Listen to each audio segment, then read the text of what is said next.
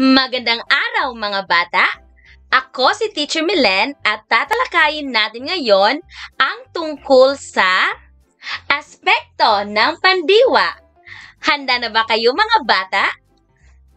Ang pandiwa ay may tatlong aspekto. Ang unang aspekto ay naganap na. Ang ikalawang aspekto ay nagaganap. At ang ikatatlong aspekto naman ay magaganap pa. Dito muna tayo sa naganap na. Ito ay mga kilos na ginawa na o tapos na. Nakatutulong sa pagkilala ang mga salitang kahapon, noong isang linggo, kanina, kagabi, noong isang araw, at iba pa. Halimbawa, nagluto. Ang ating salitang kilos o pandiwa ay nagluto. Gawin natin ito sa pangungusap. Nagluto ng ulam si nanay kanina.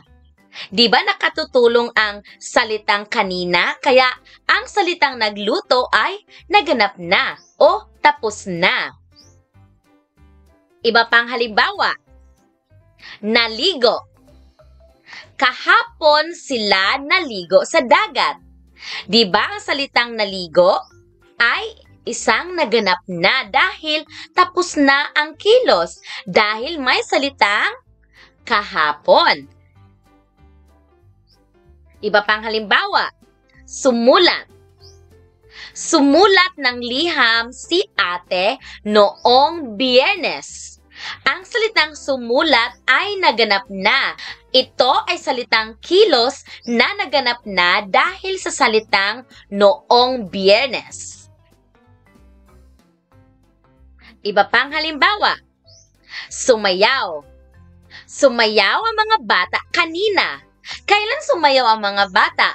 Di ba kanina? Kaya ang salitang sumayaw sa pangungusap na ito ay naganap na. Ito ay kilos na naganap na. Nag-aral. Nag-aral ako kagabi. Ang salitang nag-aral sa pangungusap na ito ay nasa aspektong naganap na dahil kagabi. Kagabi ito naganap. Nakuha niyo ba mga bata? Dito naman tayo sa aspektong nagaganap. Ito ay mga pandiwang nagpapakita ng kilos na ginagawa pa. Ginagamit sa pagtukoy ang mga salitang ngayon, palagi, araw-araw, lagi, tuwing umaga, tuwing linggo, gabi-gabi, at iba pa. Halimbawa, naliligo. Naliligo ako araw-araw. Ang salitang naliligo ay nasa aspektong nagaganap dahil sa salitang araw-araw. Iba pang halimbawa, nag-aaral. Si Ana ay nag-aaral gabi-gabi.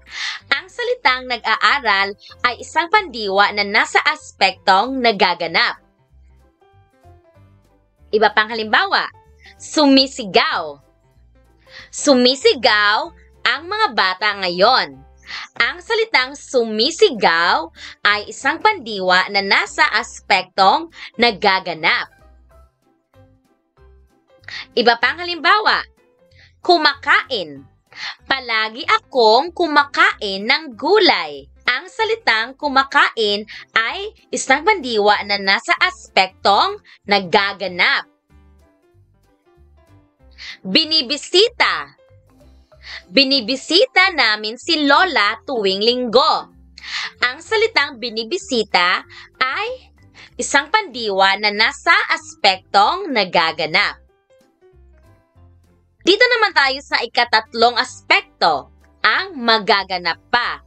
Ito ay mga pandiwang gagawin pa lamang o mangyayari pa lamang. Nakatutulong sa pagtukoy ang mga salitang bukas, mamaya, ngayong Sabado, sa susunod na araw, at iba pa. Halimbawa, sasayaw. Sasayaw kami mamaya. Ang salitang sasayaw ay pandiwa na nasa aspektong magaganap pa dahil mamaya kami sasayaw. Iba pang halimbawa, maliligo. Maliligo kami sa ilog bukas. Ang salitang maliligo ay nasa aspektong magaganap pa dahil bukas pa kami maliligo. Ikatatlo, mag-aaral. Ako ay mag-aaral mamaya. Ang salitang mag-aaral ay pandiwa na nasa aspektong magaganap pa dahil mamaya pa ako mag-aaral. Iba pang halimbawa, aalis. Aalis sila ngayong Sabado. Ang salitang aalis ay pandiwa na nasa aspektong magaganap pa dahil ngayong Sabado pa sila aalis.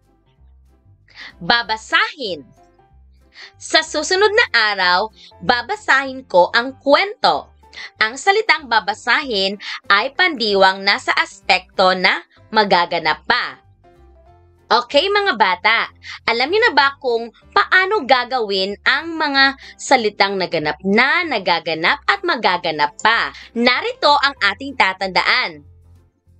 Tingnan natin ang chart na ito.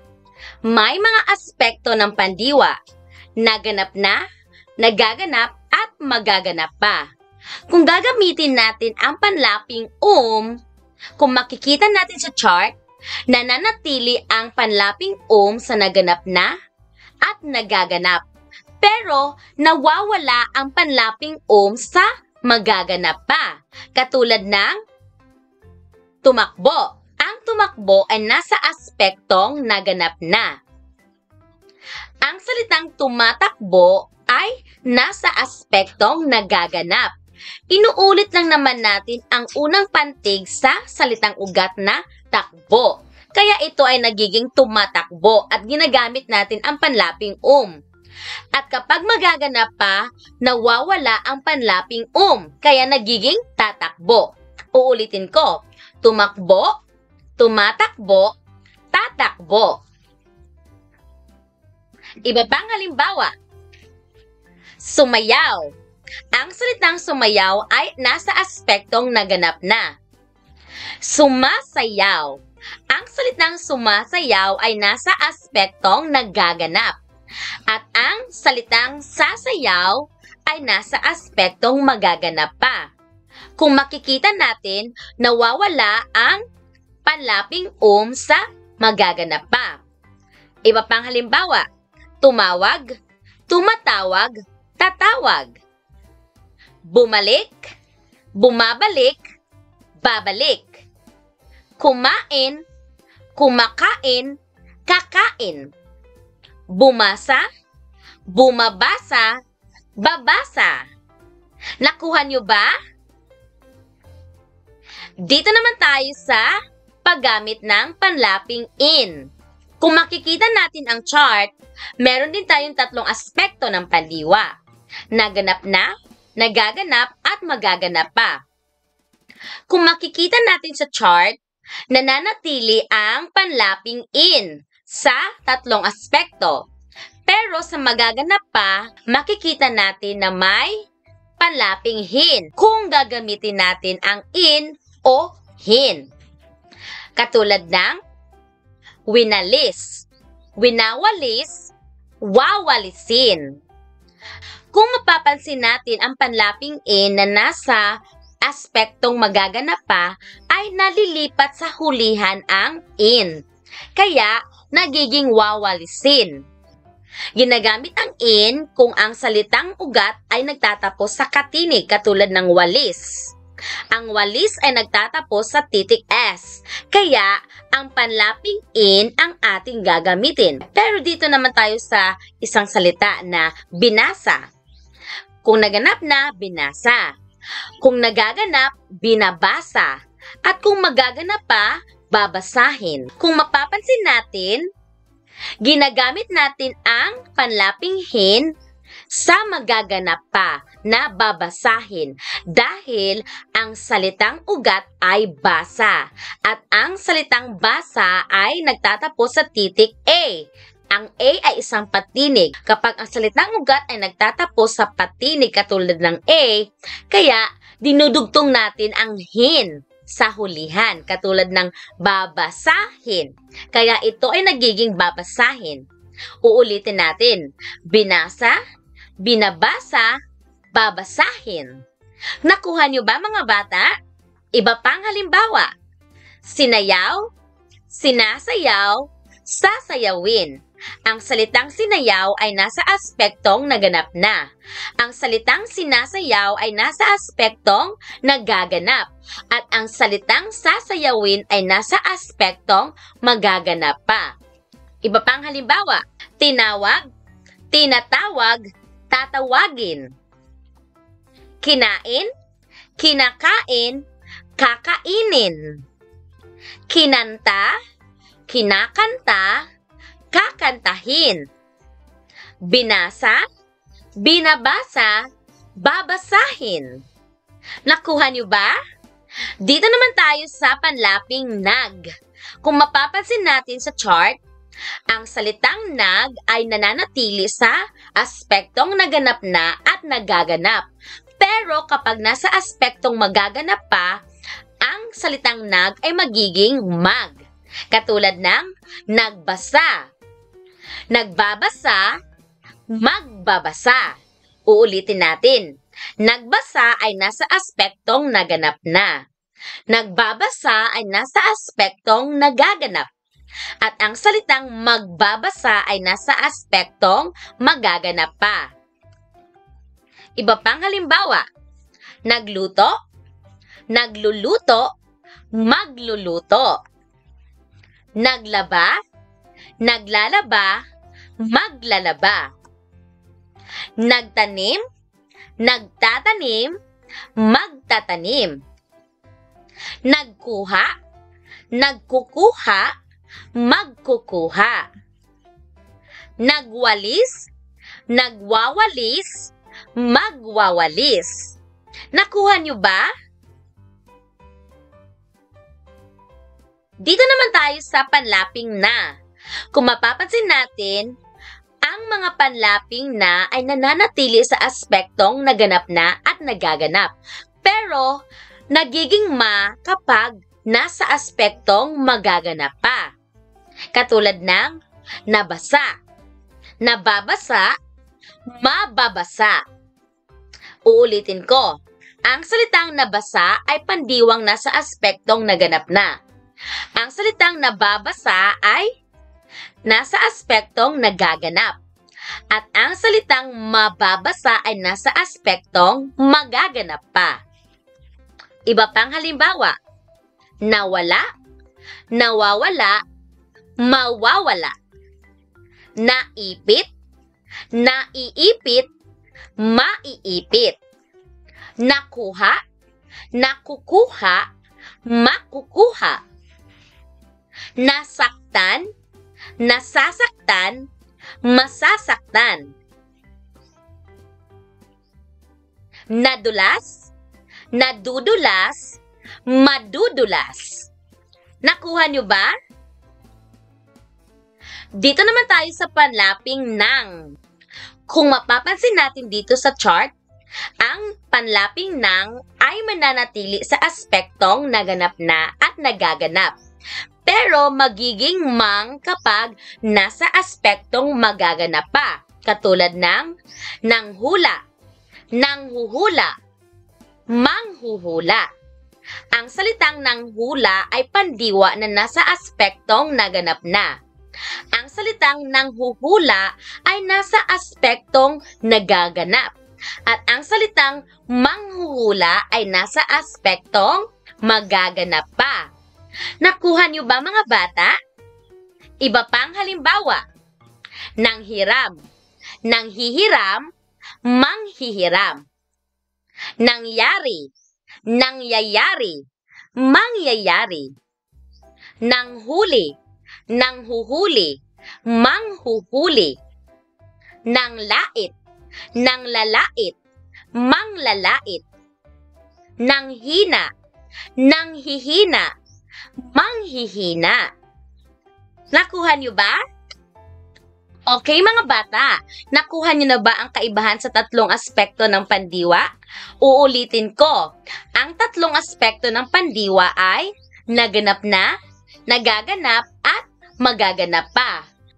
Ang aspektong naganap na ay mga salitang kilos na naganap na, katulad ng nagluto. At ang aspektong nagaganap naman ay mga kilos na ginagawa pa lamang, katulad ng nagluluto. At ang aspektong magaganap pa ay mga kilos na gagawin pa lamang, katulad ng magluluto. Sige mga bata, kung alam niyo na ang kaibahan sa tatlong aspekto ng pandiwa, sagutin ang mga sumusunod. Handa na ba kayo? Panuto. Kumpletuhin ang bawat aspekto ng pandiwa. Uulitin ko. Kumpletuhin ang bawat aspekto ng pandiwa. Isa. Tawag. Ang salitang ugat ay tawag at ang panlaping gagamitin natin ay Ano kaya ang salitang naganap na, nagaganap at magaganap pa? Ang sagot ay tumawag, tumatawag, tatawag. Mahusay! Ang salitang tumawag ay nasa aspektong naganap na. Ang salitang tumatawag ay nasa aspektong nagaganap. At ang salitang tatawag ay nasa aspektong magaganap pa. Dalawa. Ang salitang ugat ay sayaw. At ang panlaping gagamitin natin ay in. Ano kaya ang sagot sa bawat aspekto? Ang sagot ay sinayaw, sinasayaw, sasayawin. Nakuha niyo ba? Magaling! Tatlo, laro. Ang panlaping gagamitin ay nag. Ano kaya ang sagot sa bawat aspekto? Ang sagot ay naglaro, naglalaro, maglalaro. Apat, hiram. At ang panlaping gagamitin ay nang. Ano kaya ang sagot sa bawat aspekto? Ang sagot ay nanghiram, nanghihiram, manghihiram. 5. Sulat. At ang panlaping gagamitin ay Ano kaya ang sagot sa bawat aspekto? Ang sagot ay sumulat, sumusulat, susulat. Mahusay! 6. Luto. At ang panlaping gagamitin ay nag. Ano kaya ang sagot sa bawat aspekto ng pandiwa? Ang sagot ay nagluto, nagluluto, magluluto. Magaling mga bata! Maraming salamat mga bata at sana ay meron kayong natututunan ngayon tungkol sa mga aspekto ng pandiwa. Hanggang sa muli, paalam!